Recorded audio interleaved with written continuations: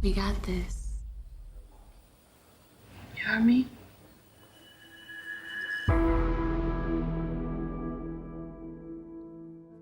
In the ring, you got rules. Outside, we got nothing. Life hits you with all these cheap shots. People like me, we live in the past. You got people that need you now. Hey. You got everything to lose. This guy's got nothing to lose. I ain't got a choice. That's the same thing your father said, and he died right here in my hands. Listen to me, this guy is dangerous. But you don't think I could beat him?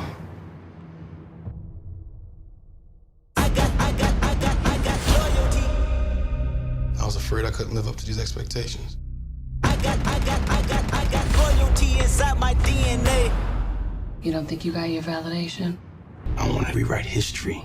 Don't pretend this is about your father. I was born like this, is born like this. Immaculate conception. I transform like this, perform like this. Wish out you a new weapon. I don't contemplate, I meditate. Then off your bed. This that pull against the bed. This that I got.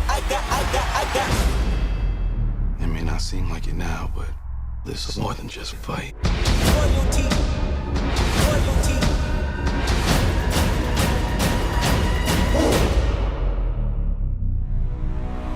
I got loyalty inside my DNA. Hey everybody, it's Charlie. Time to get wrecked. They dropped the Creed 2 trailer. If you didn't know, they made a sequel to that movie, Killmonger 2, however you want to think about it. He just blew up since Black Panther became one of the biggest movies of all time, let alone superhero movies, and probably one of the best villains that Marvel has ever done.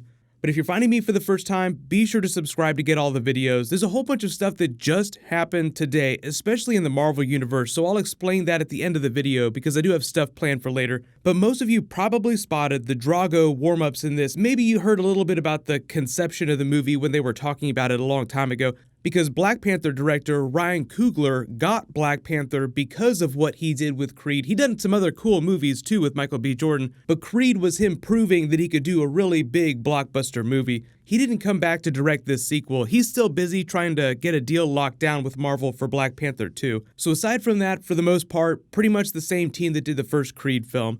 But as you can see, they sort of pick up at the end of the last movie, and they're incorporating some elements from Rocky 3, like when he'd actually started to rise to the top. He got a little complacent, Clubber Lang, Mr. T came around, I pitied the fool, and he became the underdog that Rocky was in the previous films. So now, Adonis is no longer the underdog. He proves that he's a badass. They haven't said how much time has passed, but they just imply that like now he's on the scene, he's actually earning some money, doing well. It looks like he now has a baby with Tessa Thompson's character. Remember, her big thing in the first film was that she loved music, but she was losing the ability to hear slowly. It looks like that just continues during this. So like she has her own side plot going on. But the main thing here, I think, isn't so much Adonis proving that he's a badass by just accepting every challenge that comes his way. It's more about getting revenge for the death of his father, because they have, the Rocky 4 element, because Drago killed his father at the beginning of that film. That was the big call to action for Rocky. Okay, I'm gonna go to the Soviet Union and kick this dude's ass. And even though you don't see him in the trailer, Dolph Lundgren is in the sequel. I don't know if he has a hand in training his son. His son's name is Victor. His son wants to get revenge for his disgraced father during the Rocky match when they were in the Soviet Union.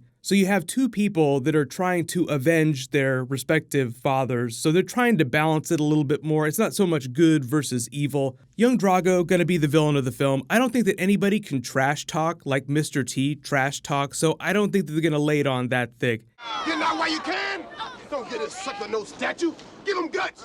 I told you I wasn't going away. You got your shot. Now give me mine. Why don't you get the hell out of there? Shut up, old man. I ain't going nowhere. And why don't you tell all these nice folks why you've been ducking me? Politics, man. This country wants to keep me down. Keep everybody weak. They don't want a man like me to have the title because I'm not a puppet like that fool up there.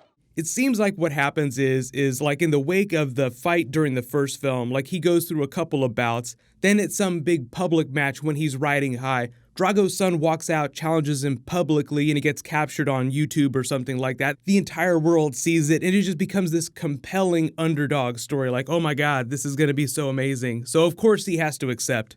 It'll be fun to see what other Rocky 3, Rocky 4 Easter eggs they have in this, but I haven't read too much about Dolph Lundgren's arc during the film. I don't know if he has any on-screen reunions with Sylvester Stallone. It would actually be really cool if they did a version of the Rocky 3 ending with the older versions of the characters, like you have Rocky step into the ring with the old Drago. When you run that last fight, you won by 1 second. You beat me by 1 second, 1 second. That's very hard for a man of my intelligence to handle. Oh, is it? But didn't you say after I beat you, you learned how to live with it? I lied. Oh, you lied.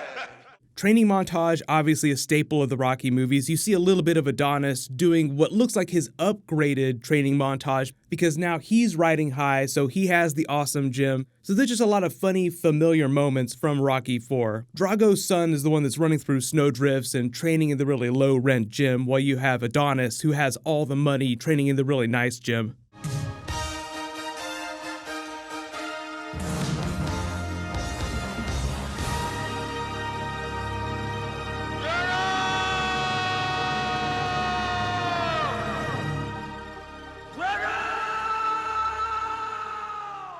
But just let me know what you think of this. Obviously, the movie is dropping at Thanksgiving, so I'll totally do a review when it drops. But the big Marvel stuff that I mentioned in the beginning of the video is that Disney finally countered Comcast's offer, so it looks like the Disney-Fox deal will eventually go through. They have a meeting that was originally scheduled to take place in early July, but then Comcast came in with their big cash offer, and people are like, wait a minute, is Comcast going to buy Fox?